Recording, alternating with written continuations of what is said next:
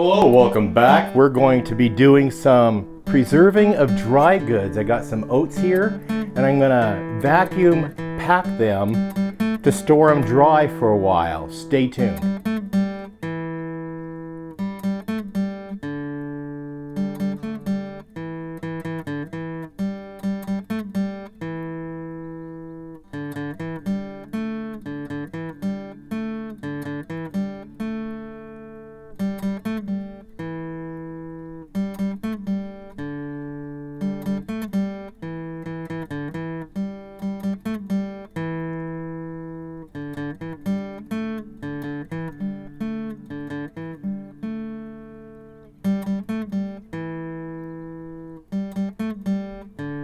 Hey folks, welcome back to Pine Meadows Hobby Farm. I'm your host Jerry Hansen. Going to be packing away some dry goods today. We're going to vacuum pack. I'm using some of this whole grain quick cooking rolled oats, the big bag, and we're going to portion them out in my half-gallon jars as much as we can.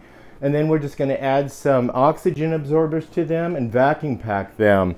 The tools I'm using today for this project, I'll go ahead and leave links to them down below so you guys can get what you want. I have my funnel. I have 6 half-gallon ball jars.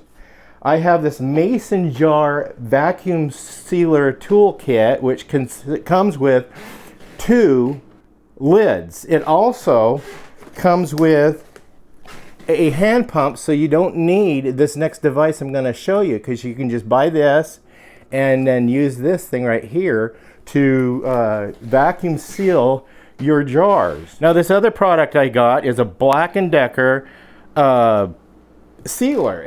I mean, it seals Mylar bags and it also sucks all the air out of them, so it vacuum seals it. It also has an attachment here. I can attach a hose and hook the hose to one of these lid adapters to seal my jars. I'll demonstrate in a moment. But this one I got from an estate cleanup, but I'll go ahead and look for one online and I'll leave a link for you guys down below and I'll show you how it operates. First of all, of course, we set up our 6 jars and the lids. And we probably won't be using rings for this application, but I clean the jars, they're sanitized, they're thoroughly dry. And now it's important to get your jars thoroughly dry.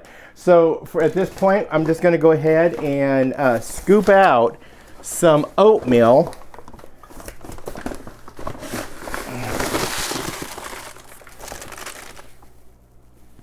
And then funnel it in here.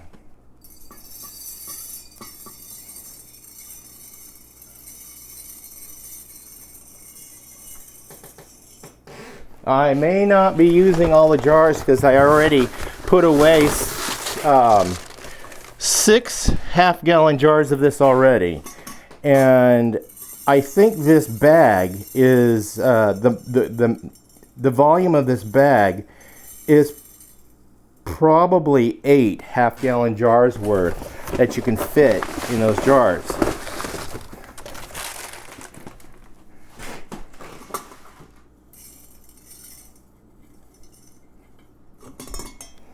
Now I'm not going to pack it down.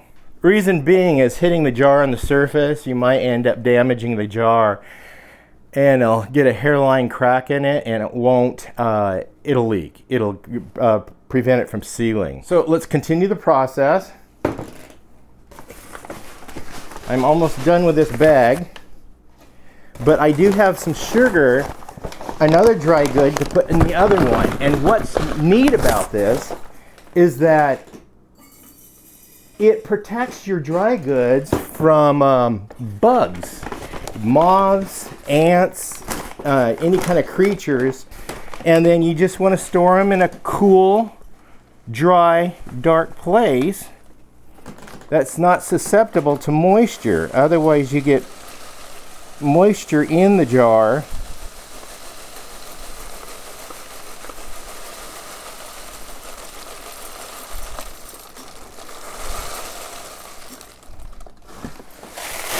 Okay, that's it. We've finished this bag.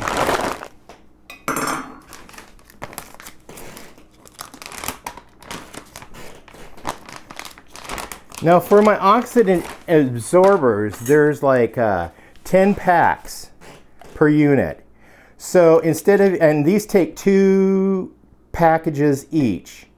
2, 4, 6, 8, 10. So I'm going to go ahead and fill the rest of these jars up with sugar, and then we're going to reuse all of these, because I don't like wasting them, because once you open the bag you have to get them in the jars as quickly as possible and get the lid on to seal it. So we're going to go ahead and fill the other jars with the sugar. And this is a 50-pound bag of sugar I purchased at my restaurant supply house. Yeah, so we're going to go ahead and start filling these jars with sugar. Now this is stored for a while on your shelf in your larder or your pantry.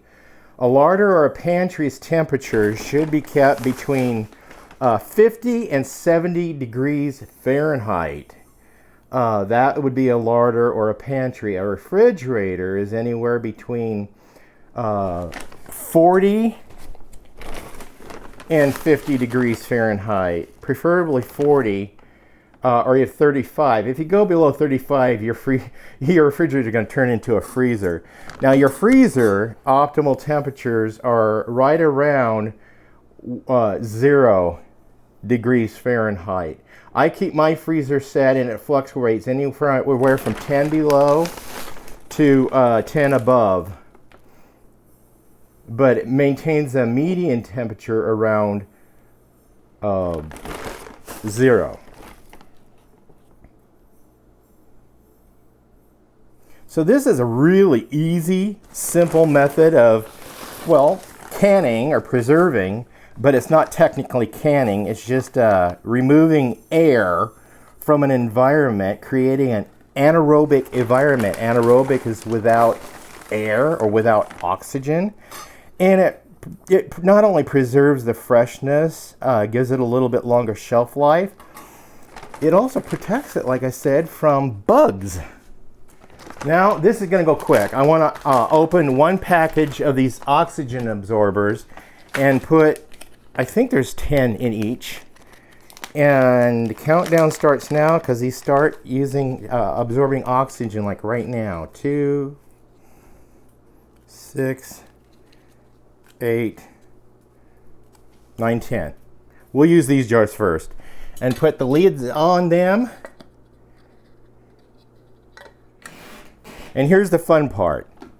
You just take your lid, you press it down over the top, and you hold this button down over here until it comes off. And the light will go green, and it'll stop the vacuum when it's sealed.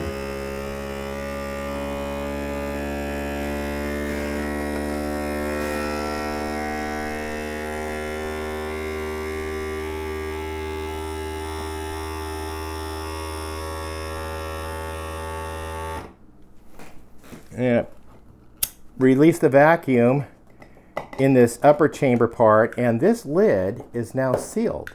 So we're going to do the same with this other jar.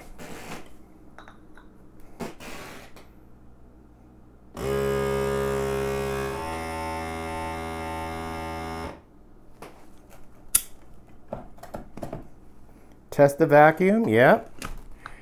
Do the same with that one.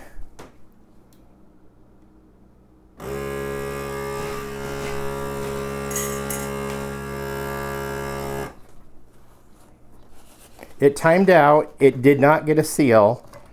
See? That's what happens when you don't get a seal.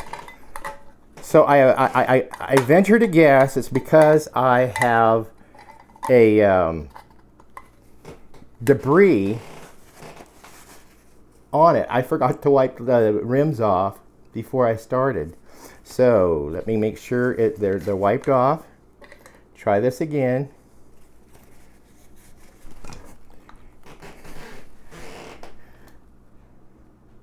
That's an example of a fail.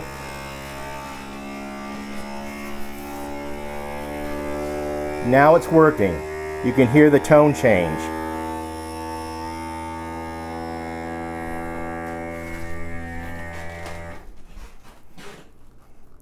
That's why it's important to Oh, come on off. There you go.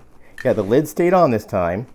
That's a good example on fail if you don't get your rims wiped off. Now I'm gonna not put the rings on.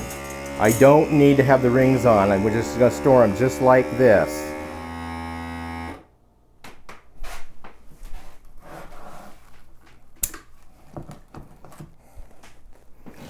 Okay, we are done with our project. Just unplug it.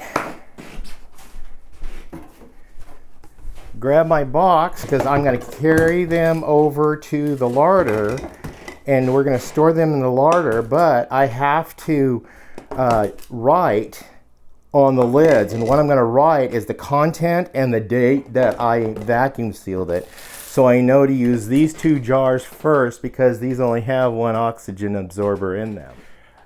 Vacuum sealing dry goods. It's not technically canning. It's just vacuum sealing, getting rid of the air, adding some oxygen or absorbers in there to get rid of the rest of the gases in there. So you end up with a nice, clean, safe environment to protect your food for a long time from, like I said, pantry moths and other bugs that come in, and maybe if there's any weevils in there. No oxygen, anaerobic. Well, I'm Jerry Hansen, your host in the Dude in the Kitchen series, demonstrating how I preserve dry goods. You can use this with Mylar bags and oxygen absorbers as well. But since I have these half-gallon jars, I'm just going to use these. These don't fit too well in a canner, so I just use the big half-gallon jars for this purpose. Stay tuned to more videos. You can do that by subscribing and clicking that bell icon. That alerts you to new videos as I upload them. Give us a thumbs up, click the comment, and leave me a comment, and maybe share a tip with me. Please be safe. Always be kind. We'll see you guys in the next episode.